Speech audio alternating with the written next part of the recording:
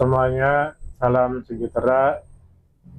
Semoga kita dicarikan badan, diberikan rezeki, dikabulkan segala hajat.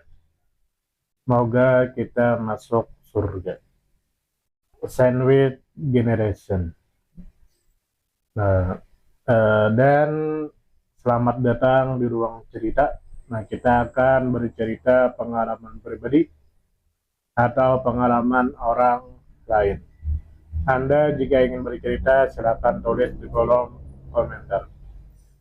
Uh, ada sebuah curhatan di sosial media. Sewaktu saya buka sosial media, lalu ada sebuah video tentang sandwich generation. Saya buka kolom komentar, ternyata banyak orang-orang yang menjadi sandwich generation atau tulang punggung keluarganya, padahal itu tidak kewajibannya. Hanya sebagai rasa tanggung jawab, sekalipun bukan kewajibannya. Ada sebuah curhatan dari seseorang yang saya tidak akan menyebutkan namanya karena privasi. Sebut saja namanya Ulfa. Kak Ulfa ini bercerita bahwa ceritanya sama persis sama aku.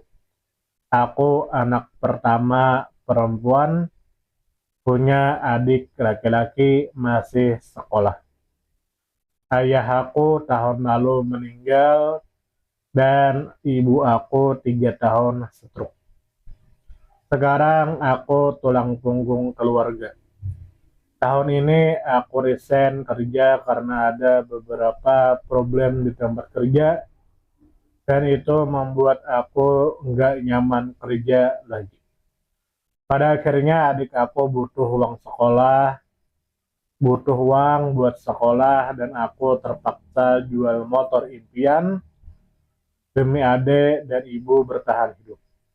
Kadang sedih banget harus jual motor kesayangan, tapi percaya kok Allah akan ganti dengan yang lebih baik. Jadi ceritanya adalah ada sebuah keluarga yang mana di keluarga itu hanya ada seorang ibu, seorang kakak, dan seorang adik.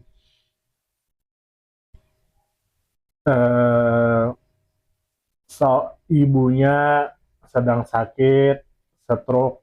Kita doakan kepada siapapun yang sedang sakit di dunia ini semoga cepat sembuh.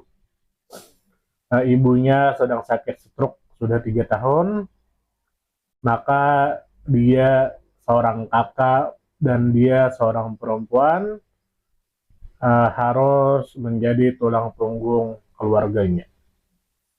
Dan dari cerita ini bahwa demi kesehatan mentalnya dia harus keluar dari kerjanya.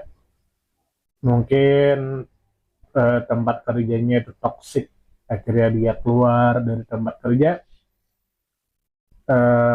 Cuman dia harus menerima konsekuensi, yaitu harus menjual motor impiannya yang sudah dia beli untuk sekolah adiknya dan untuk kehidupan mereka. Dari cerita ini bisa kita ambil bahwa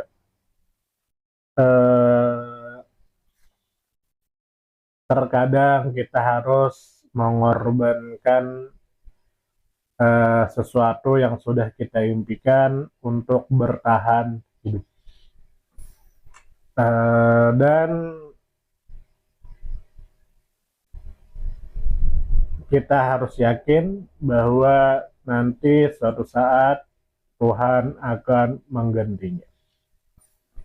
Lalu dari cerita ini kita tahu bahwa terkadang alasan seseorang itu berhenti kerja karena